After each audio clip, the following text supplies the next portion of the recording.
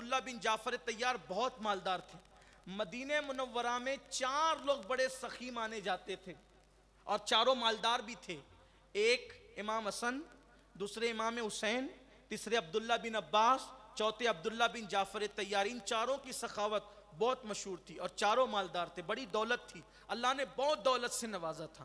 یہاں ایک غلط فہمی کا ازالہ بھی ہوتا ہے کہ حسنین کریمین کو لوگ کبھی کبھی سمجھتے ہیں کہ بیچارے بڑے فاقہ کش ہوں گے. بیچارے بولتے ہیں لوگ، ارے ان کو بیچارہ کیسے کہتے ہو جو پوری کائنات کا چارہ ہے. پوری کائنات کا چارہ گر جو ہو. اس سے یہاں لوگوں کو تھپکیاں دی جاتی ہے، یار غریب ہے تو رہو، مفلس ہے تو رہو، بھیک منگی ہو تو رہو. اس لیے کہ یہ سب غریب لوگ تھے. کس نے کہا غریب لوگ تھے؟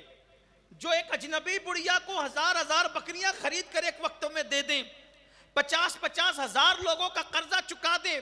حضرت اسامہ بن زید حالت سکرات کے قریب تھے. امام حسین ملاقات کے لیے گئے. حضرت اسامہ بن زید سے کہا غمگینو، موت کی وجہ سے کہا نہیں، موت سے زیادہ قرضے کا غم ہے. 60,000 درہم مجھ پہ قرض ہے، ڈر لگتا ہے مقروض دنیا سے جاؤں گا تو کیا ہوگا. امام حسین نے فرمایا فکر مت کرو، وہ 60,000 میں ادا کر دوں گا. کہا لیکن اگر مر جاؤں گا اسی حالت میں، وہ بوجھ لے کر جاؤں گا، آپ تو ادا کر دیں گے، میں چاہتا ہوں کہ انتقال سے پہلے ادا کر دوں. امام نے فرمایا فکر نہ کرو، تمہاری روح نکلنے سے پہلے وہ 60,000 کا میں ادا کر دوں گا. گھر گئے، 60,000 لیا اور لینے کے بعد وہ قرضہ ادا کر دیا. قرضہ لوگوں کا 60,000 ادا کرنے. ایک مرتبہ ایک شخص آیا، کہا میری بیٹی کی شادی ہے، میں غریب آدمی ہوں، میں چاہتا ہوں کہ میری بیٹی کا نکاح شان سے ہو. فرمایا ہو جائے گا. کس شان سے ہوا؟ اس کے جہیز میں 1000 کنیزیں دی اور ہر کنیز کے ہاتھ میں 1000 درہم دیے. یہ بھیک مانگنے والوں کے لیے، جو بھیک مانگنے آتے تھے ان کو. اس لیے سنیوں مالدار بنو، دیندار بنو. دیندار بھی بنو، مالدار بھی بنو.